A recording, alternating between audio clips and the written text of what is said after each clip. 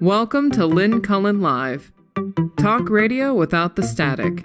Email your questions and comments to lynncullenshow@gmail.com. And now your host, Lynn Cullen. Hey, welcome. It's January 18th, a date that resonates with me because it's my birthday. Anyway, January 18th, here it is, cold as often it is, and it's a Tuesday this year, so Susan's on the line. Hi, Suze. Hi, happy birthday to you. Happy birthday to you. Happy birthday, dear Ida Lynn. Happy birthday to you. Susan, you prove that you sing better than I. That's good. I mean, when you started singing, I'm sure people started cringing because when I sing, they causes stampedes. Why should I sing better than you? We have the same voice. I know, but you do. It's just sort of that was better than I could have done. I won't prove it by trying myself to sing it, but yeah, thank you. You're welcome. So let me just say on your birthday that in case you sense that I've muted you at sometime in the course of the show, there are going to be people coming into my house, and I'm locked in my bedroom with my dog, who may at that moment start barking. So I just if I seem to disappear, I'm just muted. Okay. All right. Oh, God. I just heard the sound that normally I hate so much. One of the sounds I hate. Sound I hate the most is leaf blowers. But the second sound is trucks backing up. Don't you hate that? Why does it have to be so loud? It's to get your attention. I know, but it more than gets my attention. It gets my attention and then annoys the hell out of me. But I agree. I agree. And I live in the city where all those trucks are going at 6. Yeah. So I hear it. So I thought, oh my God, listen. I actually, first time I enjoyed hearing the beep, beep, beep, because I thought they're finally going to plow my street. I have not, we had a lot of snow and nobody has touched my street. And 2 people got stuck on it yesterday. I managed to help one get out. You? I'm not kidding. I was shoveling and pushing and putting down carpeting that I had. And and you and your back surgeries, I guess, they fixed you up real good. I guess they did, because I'm okay today. And then no heart attack either. Good for you. No, I know. And then my son did the driveway because that looked too daunting for me. But then we ended up starting to shovel out the street. Now, I pay taxes. I'm not supposed to shovel the street, am I? How many inches did you get? Not that many. 7, 8 at the most, 7.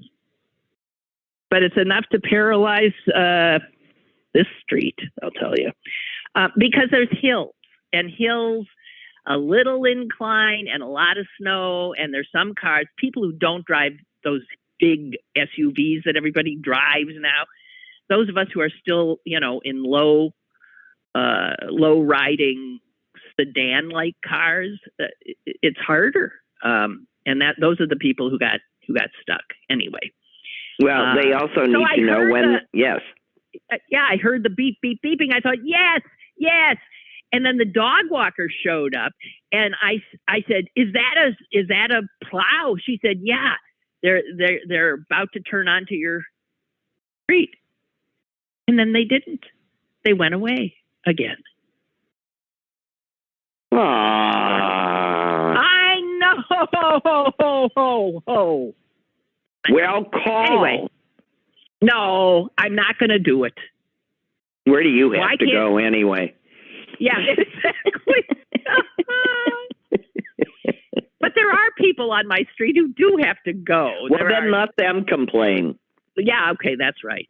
but they have bigger cars. Well, let your neighbor. I was just going to say, let your neighbor who parks all those cars in front of your driveway back his large vehicles up and down the street 18 times, and then you'll be able to get up, and it'll never be cleared. Oh, I appreciate it. Whatever. I'm just, God. Anyway. Oh, I did on the recommendation of, I can't remember the name of the caller, but the person that wrote or called in and told me which spikes to get for my shoes. I got them. They're scary looking. Man, oh, man, oh. Well, they had a scary name. Weren't they like spike things? Yeah, and they are, and they fit. They actually fit on quite nicely and aren't as scary as they look once you have them on. But they are all metal and clearly a superior, albeit scarier product. I don't know how you get from the front door to your, to the sidewalk. Yeah, right. But. Right. See, that is. I mean, I do. You have a carpet, and you have to stay on that rug, and then step outside. But right, exactly. But yeah. So I only have Yak Tracks. I'll be using them a lot in the next few days to walk the dog because this is, it's cold, getting really cold, and it's going to ice everything over. Oh, who cares? Anyway, do you know how it's odd that sometimes a word that you've not used in a million years or something that all of a sudden, well, I'll tell you, this happened to me yesterday. I was doing a word puzzle, and no, it wasn't Wordle, which everybody's doing. Yeah, I do it with my kids every morning. We have a contest, but anyway. See, I don't like the contest part of it. I don't like something creating more anxiety, and contests create anxiety in me. Oh, well, I mean, we don't really care. And I'm perfectly happy if I find out that my kids are good at this stuff.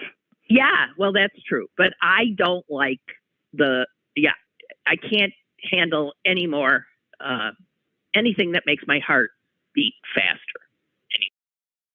But I was doing another game, and the word thrice was the word. And I looked at it, I thought that's always struck me as such a thrice, and it sounds so British. And I've never heard, I don't know, but I thought to myself, does anybody ever say that? Thrice? And then today, that was last night, today, looking at the New York Times, page B3, here is a headline. Rejected thrice, Unilever again attempts to acquire something, venture of Glaxo and Pfizer.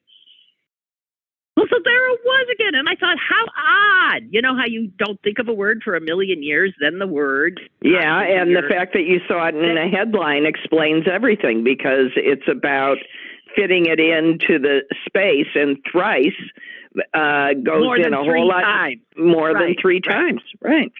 They couldn't. But you don't. How often do you see thrice, I ask you, in an American? Not often. And going back to Wordle, and I won't talk about today's word, but if you don't remember that it originated in England, you aren't going to guess in 6 guesses. Shire is the word, which I did, but you would certainly. Susan, you just gave the word. No, it was yesterday's. It's gone. Oh, I didn't give today's, so it's yesterday's. But you could you could have all but the middle letter and guess share, and I was. And I guessed, and I thought, I'm not going to guess those. This is coming out of England, and I guessed Shire, and it was correct. So how often do you hear the word Shire? Well, again, Shire I use because that's often in crossword puzzles, right? So Shire doesn't. But I guess we don't in America use Shire. No, we say town. It's like we say town in England. Or village. There's a lot of towns in England that end in Shire, right? Right. Think of one. Yorkshire. Yorkshire, Shropshire, Leicestershire, Worcestershire.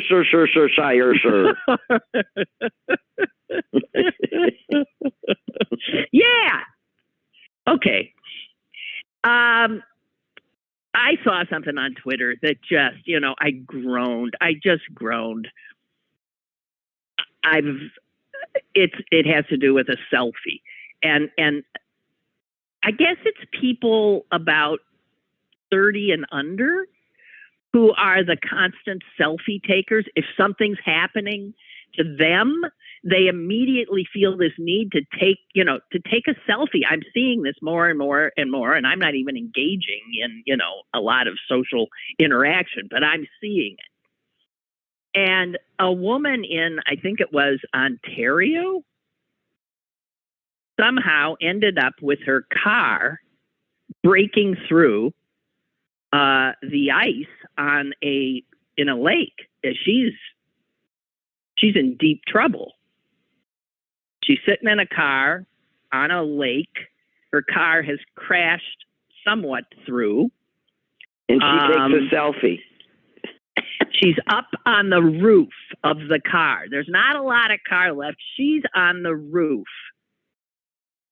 And she's taking selfies. Is she smiling? I didn't see the selfie. I have a picture of somebody taking a picture of her taking selfies. And was anyone bothering to help her? Someone's taking a picture. Yeah. The people nearby, they used a kayak and somehow got out to her and pulled her to safety as the car that she had been standing on sank below the surface. But this need to document rather than simply, that seems to me insane. Oh, I would be not wanting to be seen not aiding in my own rescue if people are putting themselves in peril. Yeah, in harm's way. Hold on, guys. Let me just get a selfie before I... Oh, you said peril, and that makes me think of something I heard during the Christmas season that I have to share. I don't think I shared this yet. It's how, when you're singing songs as a kid, you don't really get the words, but it doesn't make sense to you. And there's a lot of Christmas carols that just don't make sense. To a kid, right? Right. I'm trying to think of it's something. Like in last week's New York Times crossword puzzle that was all Beatles songs, and I had to remind myself that the title was Lucy in Disguise, because in my head, when it came out, I always heard Lucy in the Sky. Well, yeah, but that is it. Lucy in the Sky with Diamonds. It's Lucy in Disguise. No, it is not. It was in the, no. Well, right. But that was the conceit of the thing, and it's how we hear these things. Okay, yes. Okay. So that was in the see, I haven't done that. Thanks a lot. You just gave me that. I have not done it yet. I thought you stopped doing those. Anyway, okay. No, so I do. And then I, little by little, I usually well, you'll go right through this one. On the Saturday. I didn't ruin anything for you. You'll Disguise. Yeah. Yeah. Okay. You will have run right through this, so don't worry about it. Okay. But I heard somebody reported that they heard their child singing when they were singing that one with, what's the one with? Dawn, we now are day of peril. Deck the halls. Heard her kid singing along with, lustily. And the kid was singing, Dawn, we now are daily peril.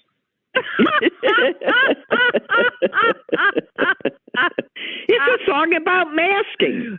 It's a song about living in a pandemic. I don't know.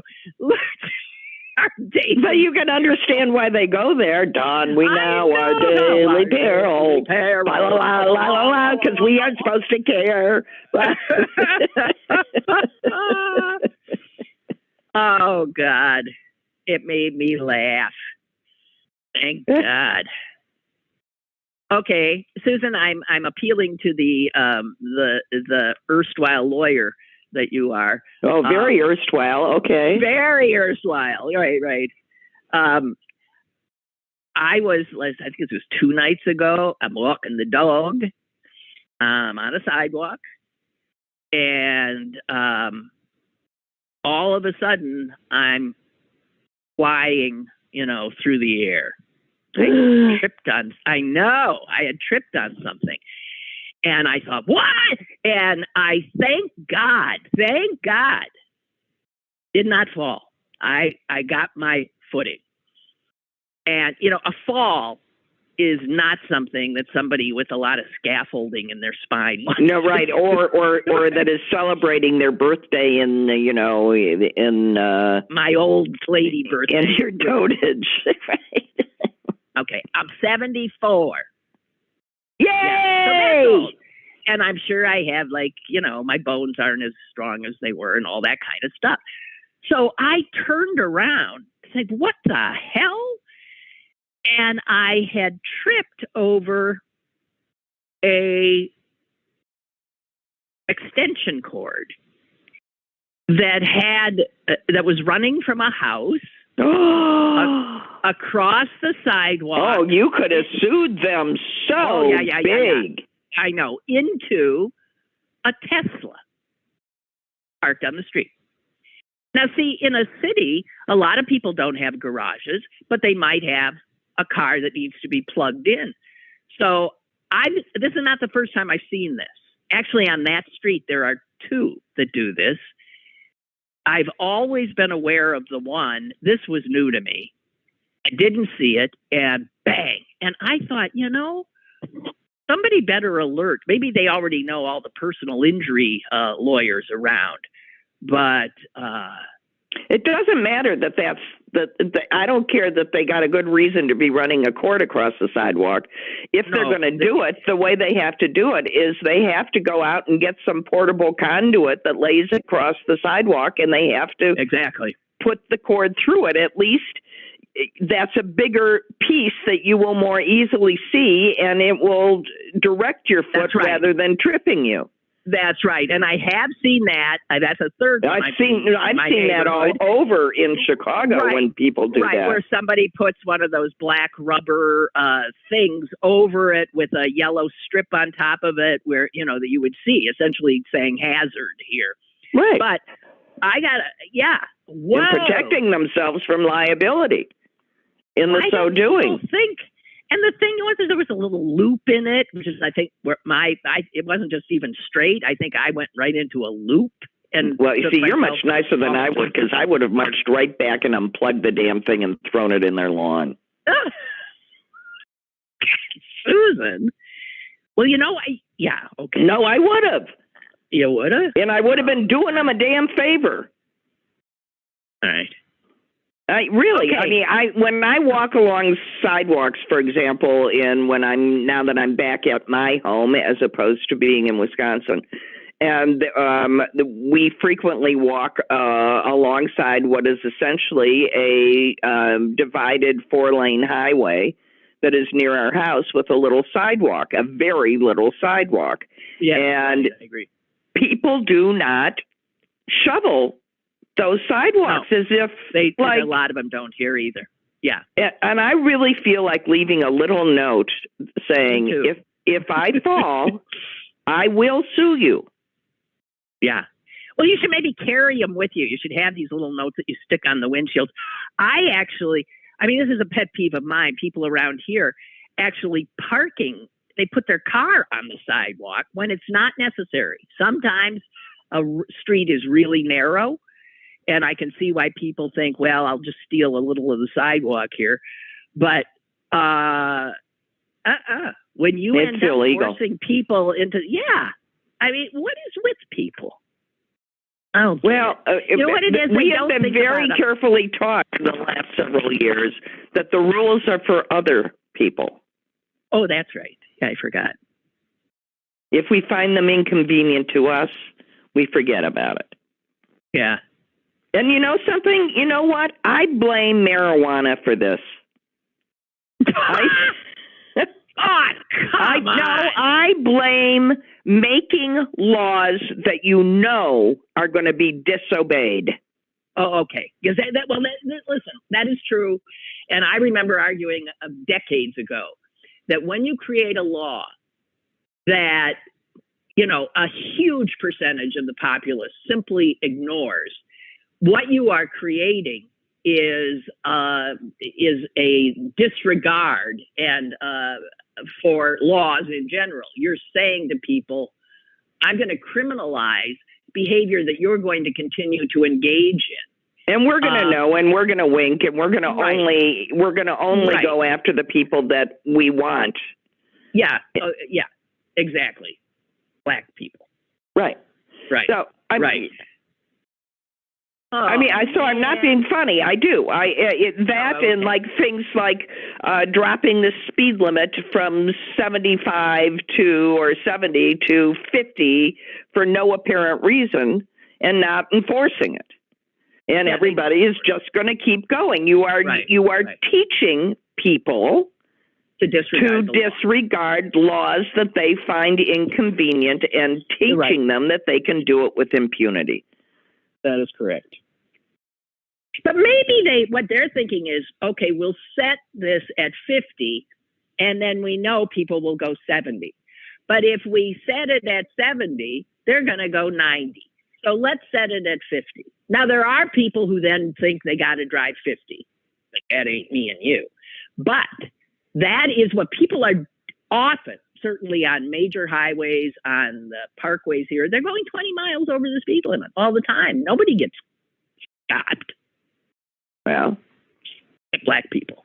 So how do we decide which laws that we think, and why do we get mad at other people for deciding that that's the law they don't want to obey?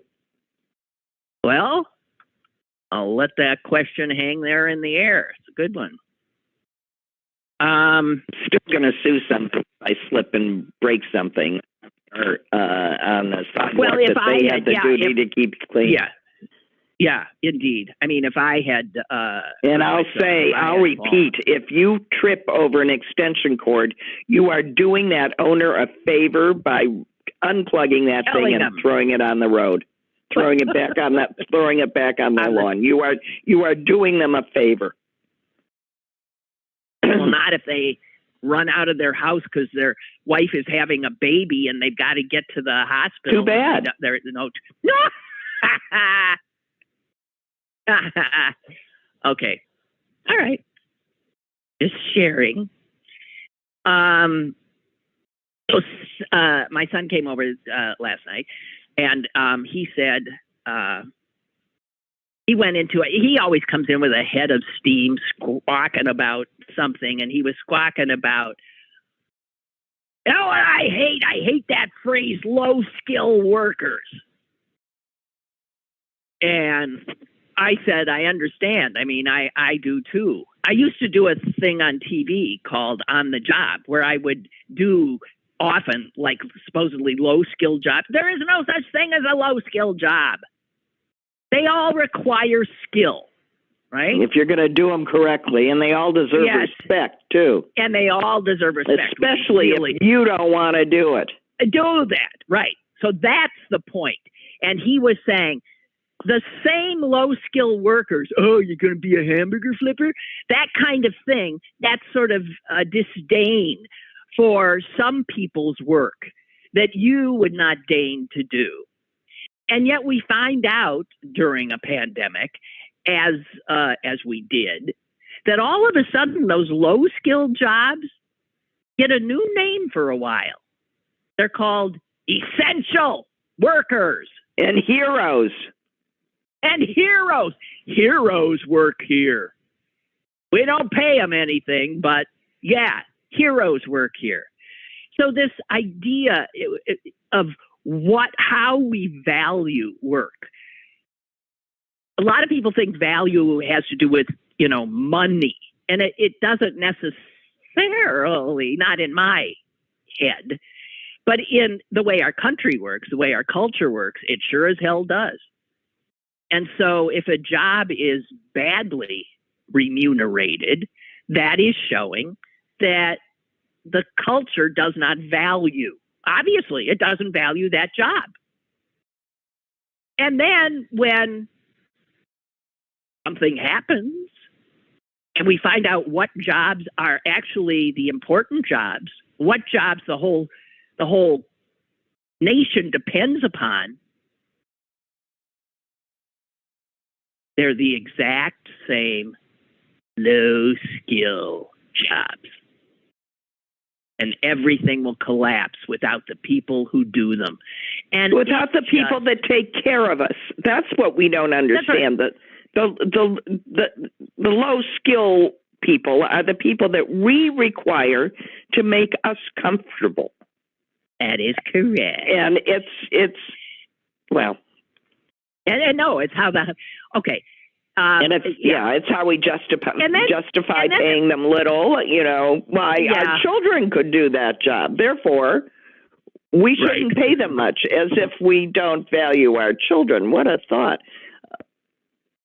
I just so absolutely am fed up, and along with my kid. Anyway, later in the evening, I am watching Antiques Roadshow, and. Because you're 74. Go ahead. Yeah, right. I was 73 when I was watching it. It was last night. So I'm watching Antiques Roadshow, and someone came in with this etching, and it was, beautiful, and it was from 1470 something or something. It was before. I've got quote marks in my fingers. It was before Columbus discovered America. That's how old it was. And it was in incredible condition. And then the guy says, why, this is by, and I didn't know the name, why, this is amazing. This is the guy that created the form. It's like, this is historic. And it was after him. I thought, he's probably talking about Albrecht Dürer. That's the one I know, the earliest etcher. And then he said, no, it gave rise to Dürer, and then he does a ton of other major artists. And he ends that whole line of artists with Warhol. He said, this is the guy who started, and I thought, oh my God, and look at its incredible condition. And this thing is over 500 years old. And my God, it's going to be worth like over $1 million. Yeah, worth $3.50. Now, it had to be worth more than that. But I thought it would have to be worth, like, if it's that historic a thing, that old, that amazing.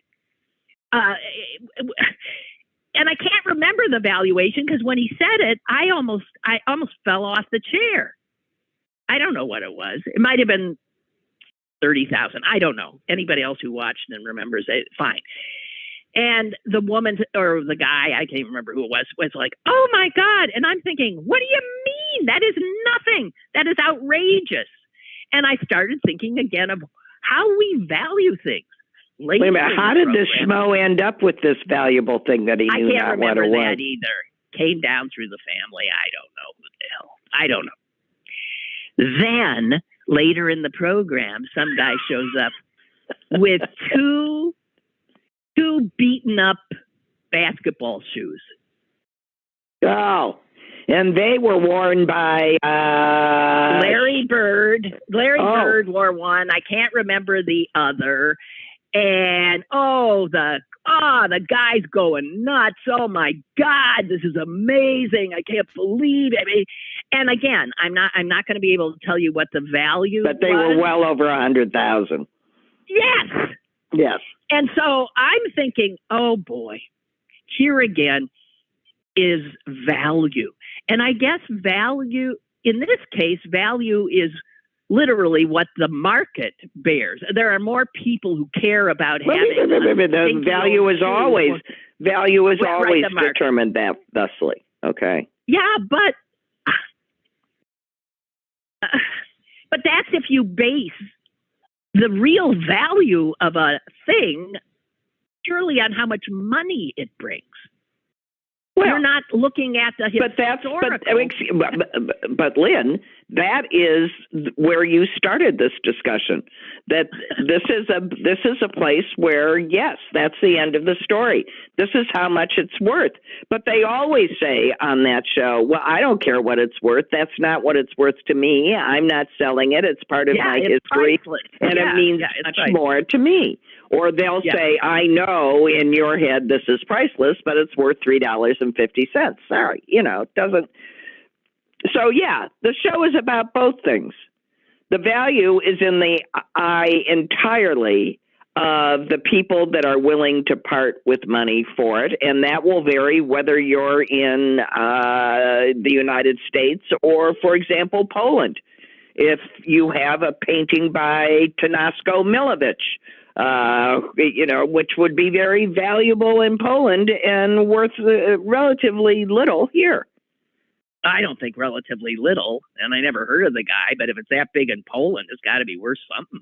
Well, you've seen his work, that nude. I know, but art is really international. I don't think it. Well, no, and I'm using that as an example because my in-laws were friends of this artist who taught at Washington University School of Art in the 30s, 40s, 50s, and is sort of a Polish national treasure. But in the United States, his works are not considered one thing or another, and here would not be valuable. But if we wanted to take them over to Poland and put them in an auction there, they'd be worth more money. Well, I say take them to Poland. No, I like my painting. If you're short on... Oh, you have it? I have a couple of them. Oh, that's great. Oh, and I've seen it, and I'm not remembering which one I did. Anyway, wait. We have a caller. Hello? Happy birthday to you. Happy birthday to you. Happy birthday, dear Lynn. Happy birthday to you. All right. Thank you very much. My wife always loves, she wants her birthday to be sung to her by as many people as possible on her day. I don't know if you're the same, but I thought I'd give you that opportunity. So we have two now. Hey, anybody ever dig a ditch? No, but I can imagine. It's hard work. That would be hard as hell. It's sort of like eating a salad for lunch. Have you ever noticed you can keep digging into that and it doesn't go away too? It's harder than eating a salad for lunch. Yeah, but I get your point, Susan. Yes. Yes. Okay. Well, thank you so very much for that and for being on tune as far as I could tell. Thank you. I never heard that before. No, you were. You were on tune. Okay. It might have been your tune, but it was on it. Okay. Hey, no. When I was growing up, watching TV and they didn't have infomercials, but they had commercials where get a career, this and that. You don't want to grow up and be a dig ditcher. Like, I'll tell you what, being a homeowner, and I've dug a lot of holes. Man, they should get paid $1 million a year. No, I agree. Because, just trying to plant a flower sometimes, the soil can be so hard, roots going through. My God, it's hard as hell. I remember trying to bury a dead animal once. My God, it was unbelievable. Just saying. Okay. I hear you. Okay, well, happy birthday. Thank you, Roger. Thank you. Appreciate it. Today, dear Lynn, you do not have to dig a ditch.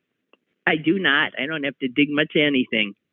Gigi writes, happy birthday. Hope you have an enjoyable day. And I'm glad Susan got the micro spikes. She must have been the one, Gigi. Good. Thank you. Tell her I carry them with me to where I need them, then do yoga contortions while standing and put them on. Oh, I'm sure. Jeez. How do you do that? I don't know. So, but that reminds me, if you have an opportunity to watch The Tragedy of Macbeth. Is it on Netflix? Is it out already? No, it's out already. It's on Apple. Oh, it is? Because I'm dying to watch it. Okay. Oh, yes, you can, and it is. Let me just say, I highly recommend it. Yeah, it's. I have a friend who likes to wax poetic about things and send out reviews, and she's a great opera buff, and she said what Verdi is to Shakespeare in opera, Joel Cohn is to Shakespeare in film. Yeah, I bet. Well, I'm and having watched it, I thought that was very apt what she said. Yeah, yeah. It's supposed to be just incredibly beautiful. And I can't wait. Thank you. I've been waiting. Yeah. To see it. Mother and I watched it together, and we both enjoyed it. Where did I want to? What is I wait? Wait a minute. I'm trying to remember. It's okay, guys. She's 74. We'll just clean this up while she's thinking. Just wait, it'll fly by again, and you can grab the little tail. No, it wasn't that. It's like, okay, wait, I got it. Hang on. I have two. I think I'm done with like stuff that is funny, you know? Yeah. Or funnier, or not, So that's what was causing me some angst. I was thinking, what do we do? Okay, well. I understand. Not in a cosmic sense. You aren't done with things that are funny. You've run out of things that are funny for today. Yeah, yes. And let's see. Well, that's okay. Our lighthearted chatter. Yes, mostly lighthearted chatter. I have two, since Martin Luther King Day was yesterday, and the outrageousness of all of these people who are Republicans, mostly, along with Sinema and Manchin, people who are standing in the way of what that dream that they like to talk about that Martin Luther King had, who still go on to extol him and don't get that they are standing in the way of everything that this country stands for. No, that he stood for. You can't honor him and then get in the way of what he was working toward. Right. But the other thing is how, in general, is what he said. There are only a few quotes, that are always making the rounds. And there are quotes that are so tough, and they don't make the rounds. And I've got two here that I want to share, just so you know that the critique of this culture from Dr. King was thunderous in many ways and would still be so today. I love this. This is Dr. King. I don't know the date. Whenever the government provides opportunities and privileges for white people and rich people, they call it subsidies. Right? Right. Correct. Who's going to argue? When they do it for Negro and poor people, they call it welfare. The fact is that everybody in this country lives on welfare. Suburbia was built with federally subsidized credit, and highways that take our white brothers out to the suburbs were built with federally subsidized money to the tune of 90%. Everybody is on welfare in this country. The problem is that we all too often have socialism for the rich and rugged free enterprise capitalism for the poor. That's the problem. Exactly correct. Exactly correct. And he was, and here's another one. And we also insist on keeping them low-skilled workers. Yes, exactly. And here's another. This is from 1967. And it shows what an anti-capitalist he was. And see, that has been swept under the carpet. We have deluded ourselves into believing the myth that capitalism grew and prospered out of the Protestant ethic of hard work and sacrifice. The fact is, capitalism was built on the exploitation and suffering of black slaves and continues to thrive on the exploitation of the poor, both black and white, both here and abroad. There it is. Yep. That's Dr. King. And he has been, you'll pardon the expression, whitewashed. What he taught, what he stood for. Whitewashed. Well, because if you deal with the specifics, you have to do something. They'd rather just leave it that he had a dream. Yes, he had a dream. And let's leave it at that. Yeah, let's keep dreaming. Oh, yeah, someday. Who knows? Not yet. Not now. Not yet. Not now. Don't be in such a hurry.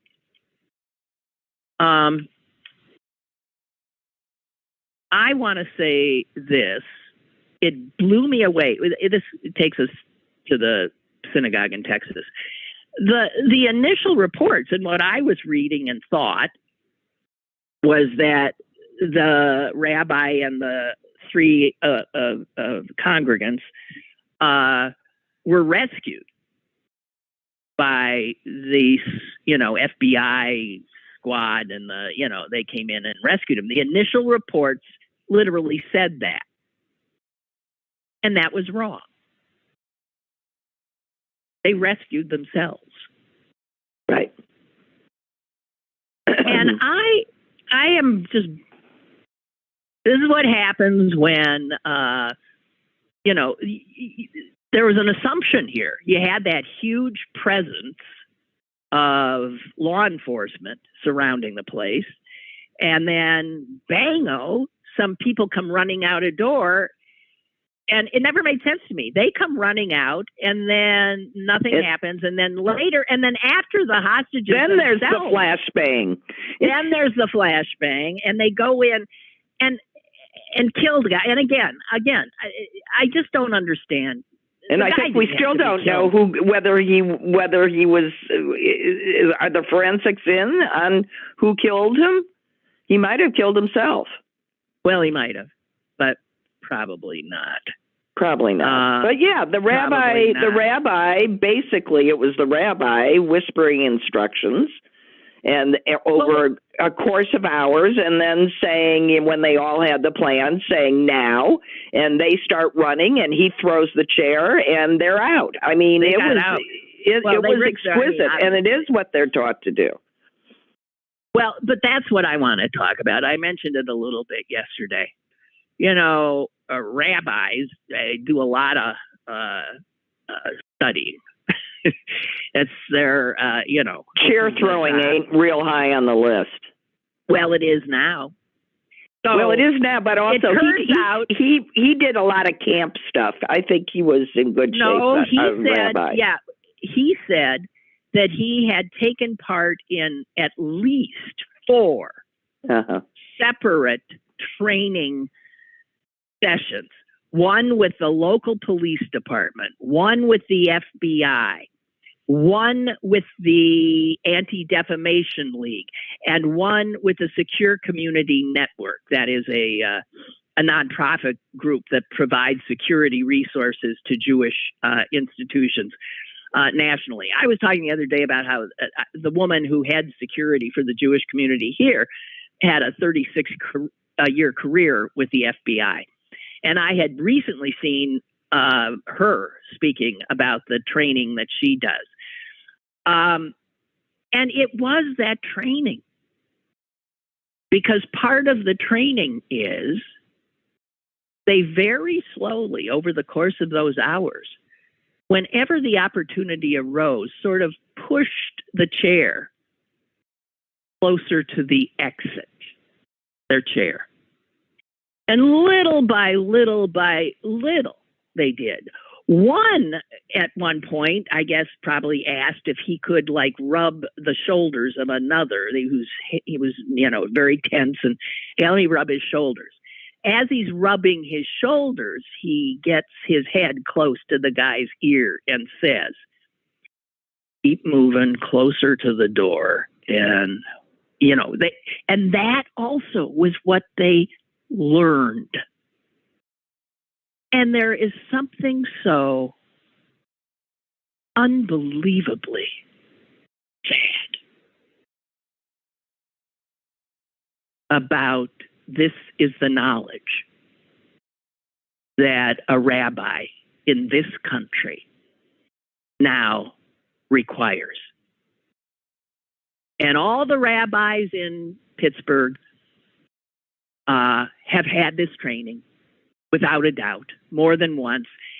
Congregants have, whoever I guess wants to, who's often in the synagogue have. And this is the freedom to worship in America?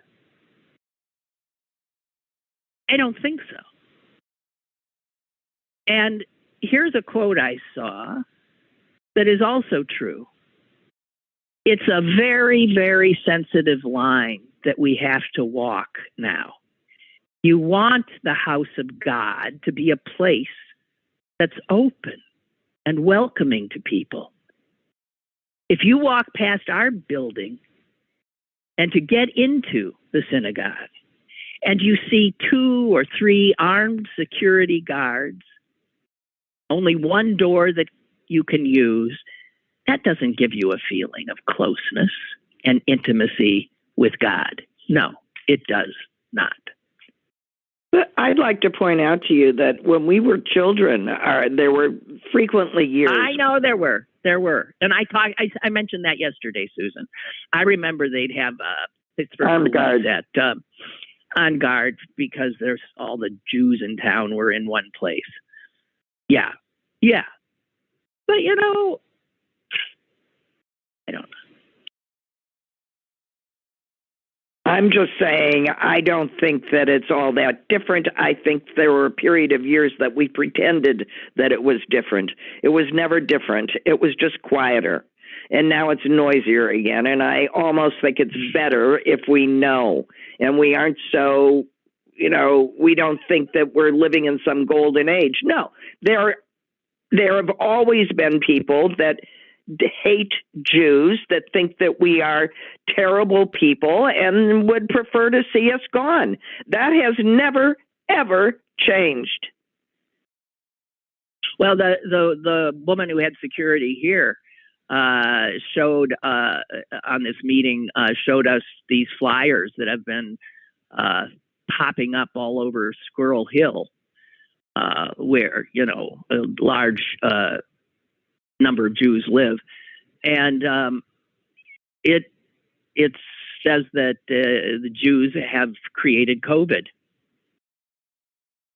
And that's just classic. Yeah, of course it is. Anyway, I weary. This doctor, Susan, I got to tell you this. I don't know if you saw this doctor, an ER doctor, posted, a selfie on Twitter, and it was a pretty much full body profile.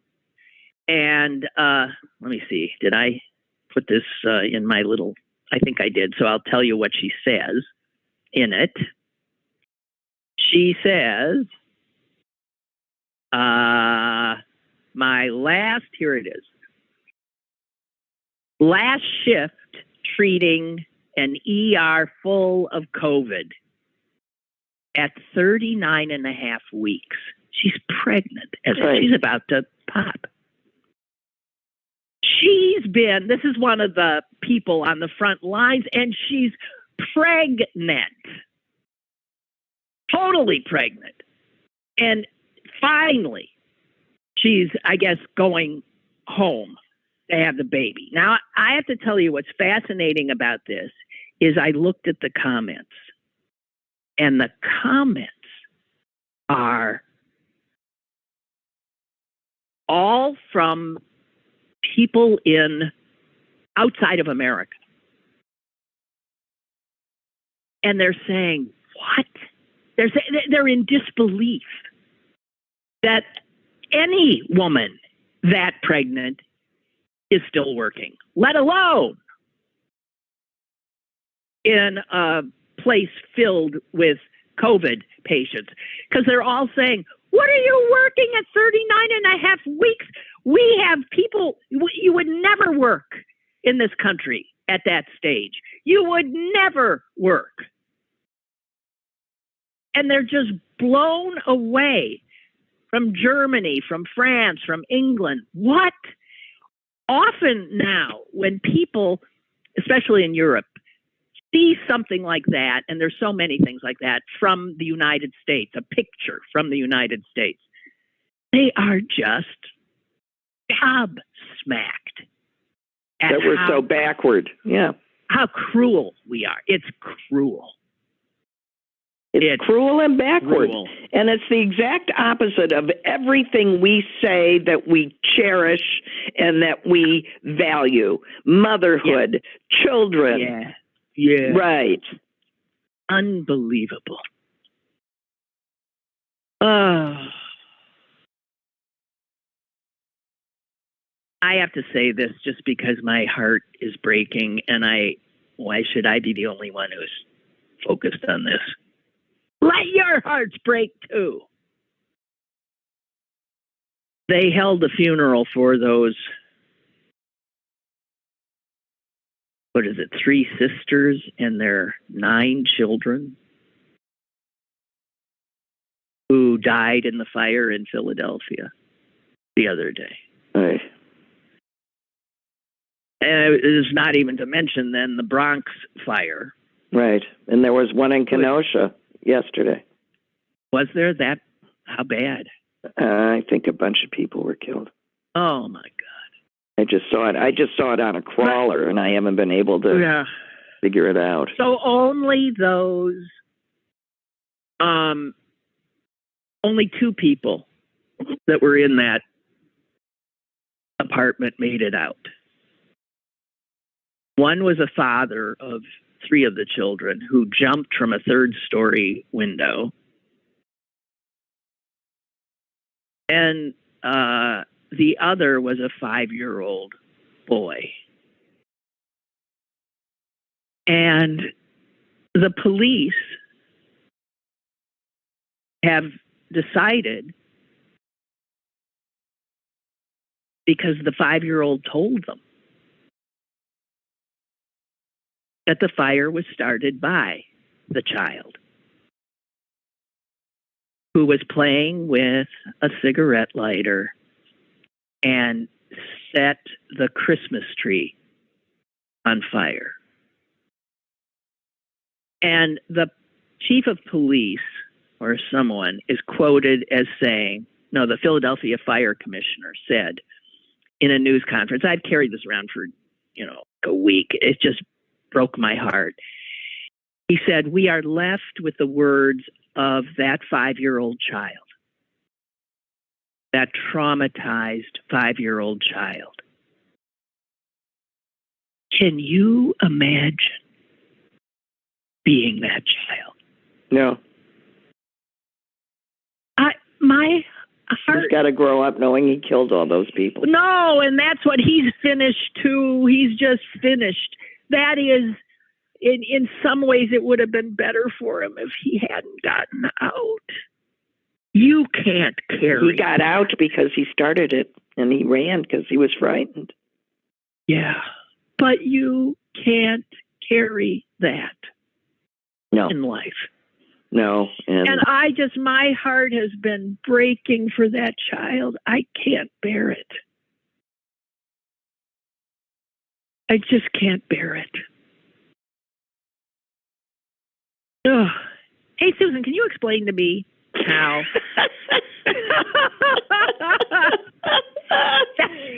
So much for despair, folks. No, tell me, Lynn. What? No, you know what I was thinking in that slight pause I was thinking, there, I offloaded it. So, I've got some people out You there, remind me of no one so much as my dear departed husband, who would get in the foulest of long foul moods. I mean, days worth. And the only way that he could reliably be gotten out of it is if I truly couldn't take it anymore and turned myself into a screaming, miserable harridan, at which point he felt great. He offloaded it. Yeah. He offloaded it. And I would go, and I knew this. I mean, after many gazillions of years together, I knew this. And if you don't think I tried to short circuit or pretend or do anything, to make I'm going to pretend I'm angry. Right. Yeah. Didn't work. He had to actually.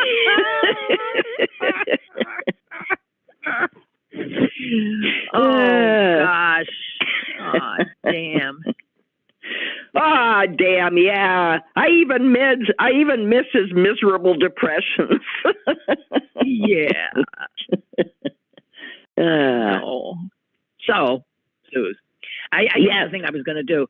We're running out of time. Just got a few minutes. But can you explain to me why this information that I understand, I guess MSNBC, Rachel Maddow first put out there, that these forged, from Wisconsin, from Pennsylvania, a number of states, literally gave forged election rosters, of who the electors were. This is after Trump lost. Yeah. They forged incorrect papers, right? Right. That's a crime. I don't know. Why are these people not in jail? Yeah. What is going on? Why is that allowed? Why aren't they? That is just so obviously seditious, an attempt to falsify the findings of what they're signing off on, saying these are the official. They were trying to subvert an election. They were trying to absolutely. This went along with the whole plan, that they needed these false rosters. I don't know what they're called. I can't remember. That you needed those, and ideally, if Pence had played along, he would have used those, and Trump would have won. Not really, but would have. The obvious,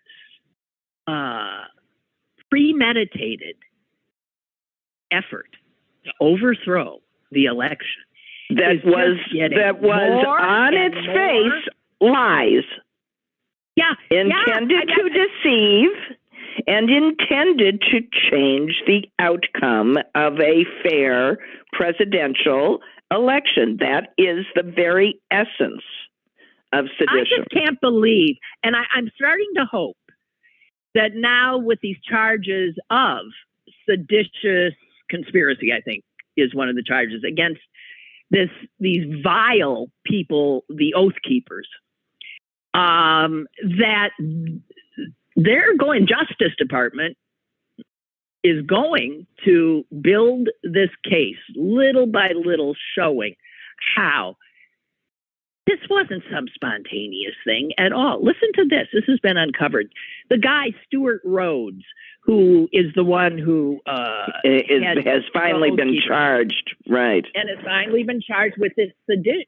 Well, he was charged with conspiracy to commit sedition because he keeps saying, I was too smart to go in that building. I know that's illegal, but he's forgetting that conspiring to send other people in that building is the crime of conspiracy to commit sedition. And listen, the other thing about this guy, the reason he was so sure that he knew the law, is he's a graduate of Yale. Yep. Law. Yep. So let's not think all these guys that you look at that are, in on this are uneducated. My God. Quite the opposite. Quite the opposite. So listen to what they have on his phone. This he put out 2 days before the Capitol was besieged, on January 4th. He wrote, "We have men already stationed outside D.C. as a nuclear option in case they attempt to remove the president," he's talking about Trump, "illegally. We will stop it. We will be inside D.C. We will also be on the outside, armed, prepared to go in if the president calls us."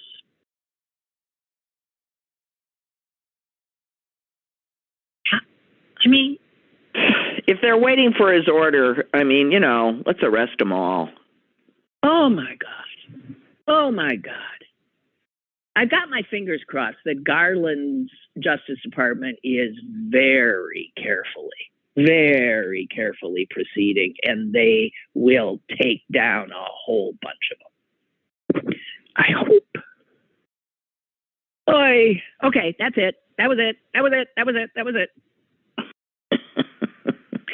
And many happy returns. May the supply line issues clear up and your gift arrive in due time. Well, thank you so much. And I bought some things for my son, and they're being held up. So he's not going to get his for his birthday in a week. I already informed him. That, you know what? And, never mind. I'll stop. Jesus. I'll stop. Thank you all for your happy birthday wishes. Yeah, 2. You got 2. Okay. No. I got a lot on email. I'm just not reporting them. I'm not reporting them all. So thank you very much, and I'll go back to being just a normal day. I'm going to go back to bed. What a perfect birthday. Enjoy. And your guests didn't come or whatever you were. Oh, no, they're here. And my guest is my granddaughter and my son-in-law, and they're downstairs. Yeah. Oh, how wonderful. Give them a hug for me. I will. Okay. Bye. Bye. Bye. And you guys, I'll see you tomorrow. Okay? Thank you. Bye-bye.